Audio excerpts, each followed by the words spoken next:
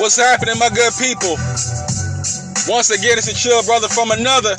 Mr. All About My Biz, and y'all already know, I'm just trying to handle my biz so I can take care of my future kids, and y'all know what time it is when y'all hear me.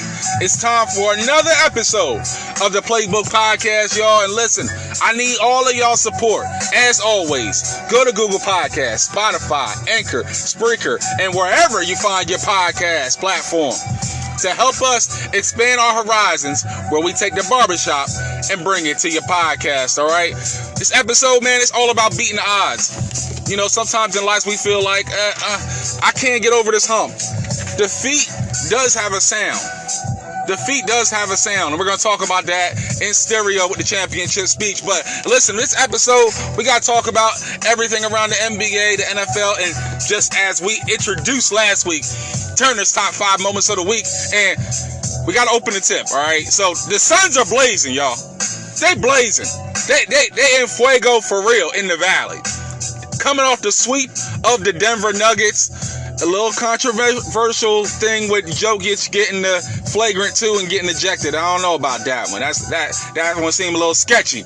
But are the Suns really ready to become the NBA champs? We're going to talk about that in this episode. Knuck if you buck. Knuck if you buck. Yo, the Milwaukee Bucks, they even a series with the Brooklyn Nets. Kyrie goes down. A little bit of trouble brewing in Brooklyn right now. Can they actually run the table and knock out the Nets? We're going to talk about that. We're going to finish off with playoff recaps. We got Philly, Atlanta, Clippers, and Utah with Game 4s coming up this week. Also, we got to move the chains around the NFL. A-Rod, the saga continues in Green Bay. Yo, Packers, please make up your mind. Are y'all going to do whatever y'all got to do to salvage the relationship or get my man up out of here? That's pretty much the end. That's it. That's pretty much it, y'all. What y'all gonna do? All right. We got trade block around the NFL. We got some players that are on the trade block. Some guys, some big name guys that are on the trade block potentially this season. We're gonna talk about that as well. And also, who has the better sophomore season? Justin Herbert, Burrow, Tua, or Jalen Hurts? We're going to talk about that as well. And we're going to finish off with Turner's top 5 moments of the week. You know, we got the trivia question of the day. And also, the championship speech to get your mind right, regulate your thoughts, and keep you motivated on your goals to get this week going in the right direction. Y'all know what time it is. It's your brother from another.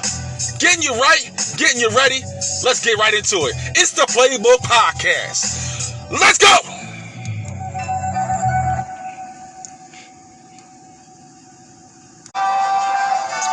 So what's happening, my good people?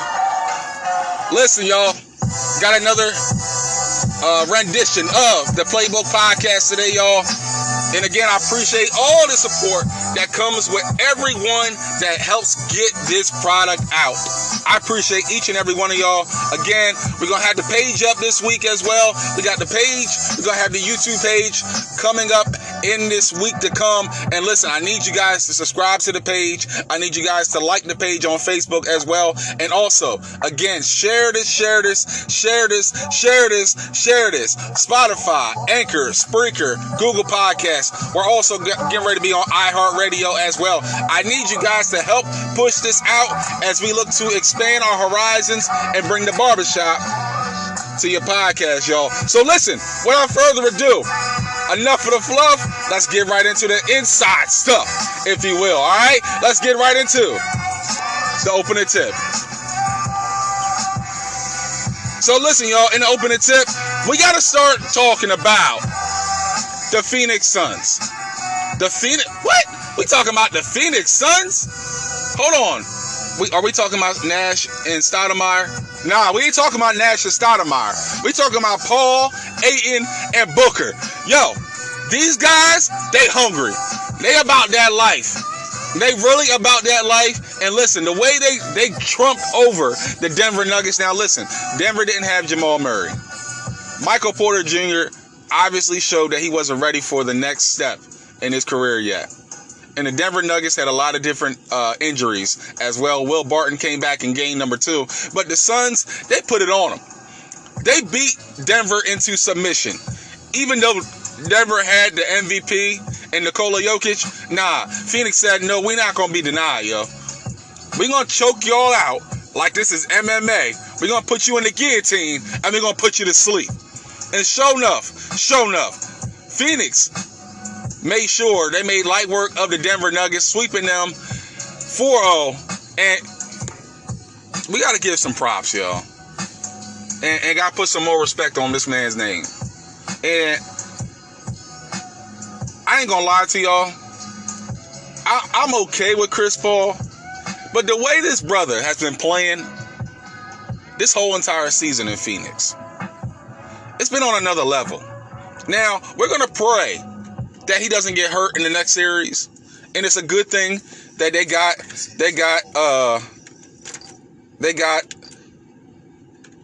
Denver up out of here early. But Chris Paul has been on he's been a cerebral assassin over this playoff run with the Phoenix Suns. Him and Monty Williams, they've had history in New Orleans. Young guy at the time. Monty wasn't really trying to hear what he had to say. They both have matured. They both have got this Phoenix Suns team ready to make the move towards championship contention. And the way Chris Paul has been so cerebral in his approach throughout this playoffs. 37 in game 4. He had just as many points as he is his age, which is 36. But seriously, getting inside, getting his patented mid-range jumper, the fall away was on point all night long. Devin Booker contributing with 34. DeAndre Ayton manning down the fort down low. It's been a balanced attack from the Phoenix Suns. And listen, I do not believe that the Clippers have what it takes to beat the Utah Jazz. So this next series between Utah and Phoenix, my goodness gracious, I cannot wait. It's going to be must-see TV. And every game, I feel like it's going to be a punch in your mouth, see what you can take type of affair between these two teams. And I can't wait to see what happens in the conference finals. I'm already putting Utah in the conference finals against Phoenix. But we're going to have to see what happens out east with the Milwaukee Bucks and the Brooklyn Nets. And we got Philly and Atlanta as well. And since we're talking about Milwaukee, we're going to knuck if you buck, if you feel. You know what I'm saying? We're going back to 2002, if you will. Milwaukee, they found a way at home to hold serve at home after getting embarrassed in game number 2 by 39 points. Game 3, they come out, they're more aggressive. It is a 1990s type of game. Both teams shooting horribly from the field. Absolutely dismal from the field. And Brooklyn still has a chance to win at the end, if not for Bruce Brown losing his everlasting mind and deciding to drive all the way to the cup with 11 seconds remaining. Anyway, Brooklyn now is in a little bit of a predicament. Kyrie's hurt now, as he hurt and sprained his ankle on Giannis' foot in game 4. James Harden, they don't know his availability yet in game 5. We're going to have to see. But listen, the Milwaukee fans were chanting Bucks in 6. Bucks in 6. Bucks in 6. I don't know about that, Milwaukee. Y'all might want to hold y'all horses on that just a little bit. I know you're from the Deer family and you like to run a little bit before time. But listen, take your time before y'all wake up the sleeping giant, if you will. All right? Brooklyn seems like they're going through a lot of different injuries. Blake Griffin didn't come back after really being an effective defender on Giannis up until the third quarter when he sat the whole rest of the game. So we don't know what his injury status is. But listen, I'm not putting anything past Brooklyn still winning this series. I had them winning the series in 7. My pop had them winning Bucks winning in 7. So we're going to have to see what happens in game number 5, because most of the time, the winner of game number 5 goes on to win the series. So we'll see what happens. I don't think Milwaukee is going to just run the table and win the next 2 more and win the series. This to me is going to game 7. This is going to 7. We're going to have to see who wants it more and see who's going to move on to the Eastern Conference Finals. Speaking of different contender in the Eastern Conference right now, we got Philly, Atlanta. They got game number 4 coming up this week. Listen, Joel Embiid has been on a tear since he learned that he wasn't going to win MVP. I mean, putting up 40 points, 37, a couple of dominating performances.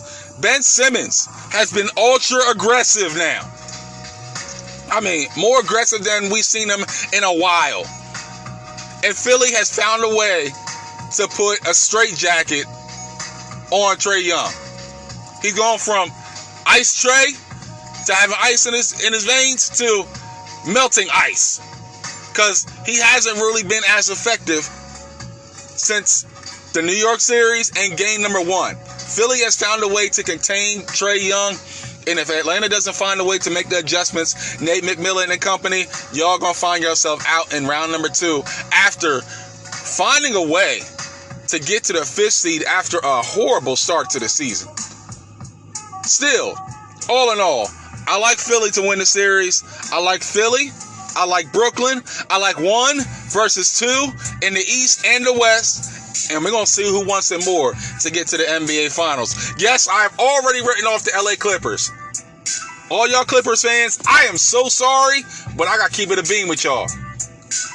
Game 3 was probably your best chance to win. I know Donovan Mitchell has an ankle injury, but Mike Conley should come back in game number 4. So Utah is going to be at full strength or close to full strength again. Pardon me. And we're going to see what the Clippers are willing to do. Listen, I don't care about playoff P at home. How are you going to play on the road? Period. Because that's what matters most. That's what champions are made of. How do you play on the road? We're going to see what happens in game number 4 and what happens in game number 5 between Utah and the Clippers. I got Utah in 6. I like Utah. I like Phoenix. And listen, we're going to see who wants it more to get to the NBA Finals. And one team possibly is going to win their first NBA championship other than Philly. One team is going to win their first NBA championship ever.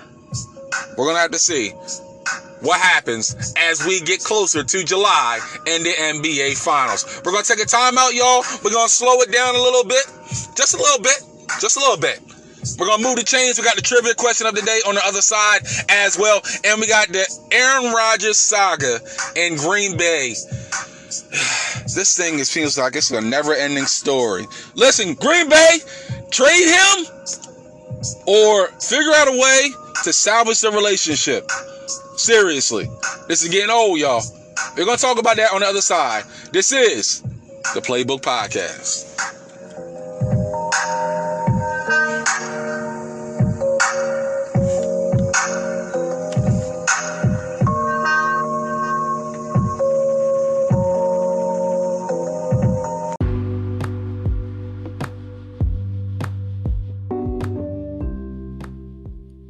To make my own podcast, but I was reluctant because I felt like I needed all these different tools and gadgets and microphones and computers just to make it happen. But then I heard about the Anchor app, and it made it so easy to make my own podcast. Plus, it's free. There's creation tools that allow you to record and edit your podcast right from the palm of your hand with your phone or your computer. Anchor will distribute your podcast for you so it can be heard on Spotify, Apple Podcasts, and many more. You can make money from your podcast. You can make money from your podcast with no minimum listenership. It's everything you need to make a podcast all in one place. Download the free Anchor app or go to anchor.fm to get started.